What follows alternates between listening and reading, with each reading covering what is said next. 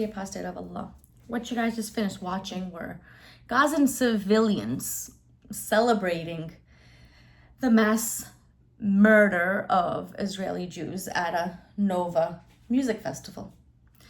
Celebrating and screaming Allahu Akbar and Takbir. Barging into people's homes and just killing them, not caring how big, how small, how fat, how skinny, how tall, how short, how old, how young somebody was. All they want to do is murder in cold blood. Don't get it twisted. This is a religious war. This is to them jihad. They were celebrating then October 7th, exactly a year ago. They're crying today, a year later. But I don't want to talk too much about the cowards Hamas and the cowards who support them. I don't know who's worse, Hamas or their supporters. Anyways, I want this video on the anniversary of October 7th to be about the 6 hostages that were brutally murdered approximately a month ago. While I go through this, please forgive me if I pronounce names wrong. So anyways, as you guys may be familiar with, October 7th, 1,200 Israeli were murdered. 250 were taken in as hostages. There are still 101 hostages there. It's unknown whether or not they are all alive or not. But there were 6 who were executed in cold blood the very night before the IDF were going to go in there and rescue them. In tunnels. Now, to describe these tunnels, they are about 5.5 feet long, and it's very cramped. There are no windows, and you don't know whether or not these hostages are eating, drinking, or just how they are surviving.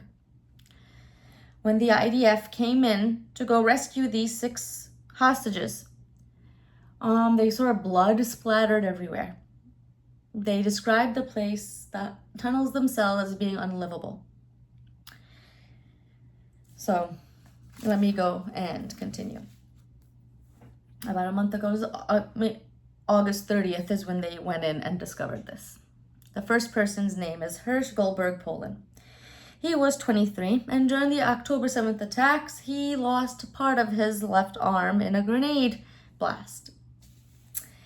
Eden Yershulami, she was 24, and she was born in Tel Aviv. She loved the beach. She loved spending her summers in the beach. My purpose of doing this is to humanize these people.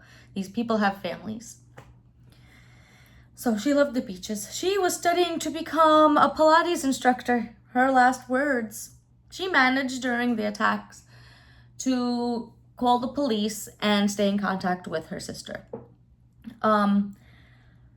The last words that they heard, before she got, kidnapped, were, "They've caught me."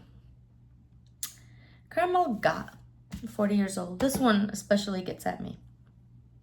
She was an occupational therapist. She was described as being really compassionate. She's from Tel Aviv, and she was staying with her parents in the kibbutz Be'eri when the attacks by those coward, evil Hamas terrorists took place. Okay? There were a group of hostages that were taken, and then in the beginning they were released in the so-called ceasefire situation. Those groups of hostages, and you had Hamas trying to do some propaganda on them. She was with them, and she taught them how to meditate so that they could survive being hostages. She was a hostage herself, and she cared about those around them, and she was taking care of them. She needs somebody to take care of her. And another thing that got me on that was her parents were brutally murdered that day. She was 40 years old. Do the math. How old were her parents? What threat was there by two elderly people? Only an evil, disgusting, I can't even call a human being, can do that. You had to have just threw away any kind of compassion, just the complete unthinking. I don't have words to say, but yeah.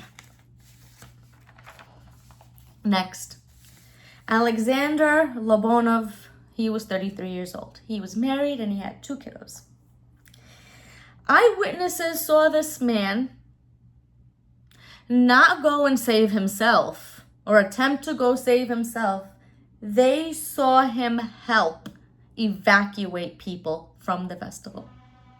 An actual man, not like Hamas terrorists and those who support them. Those are actually worse than cowards. Almog Sarusi. He was 27 years old. He was kidnapped and his girlfriend of 5 years was murdered. It is reported that when she was wounded, he stayed with her and he watched her die. He was then taken in as a hostage. Now imagine your girlfriend of 5 years murdered. You couldn't do anything to protect her, even though you wanted to do something. And now you are a hostage under the same people who murdered your girlfriend. Ari Danino, 25. This man, he had plans to become an electrical engineer. While trying to help others escape, that's another one.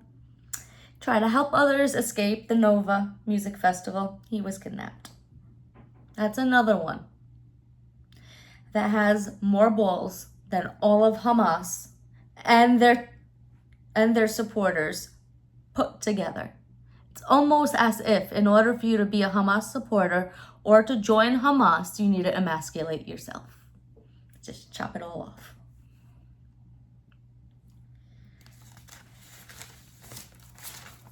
Pray for the families of these people. These people left behind children, left behind family, friends, loved ones. And I could have made a video talking about the politics of everything and the religious aspects of everything. There are a lot of people doing that already. And I know today there's going to be a whole lot of videos and live streams talking just about that. I wanted this to be about those 6 hostages. Peace and grace, guys.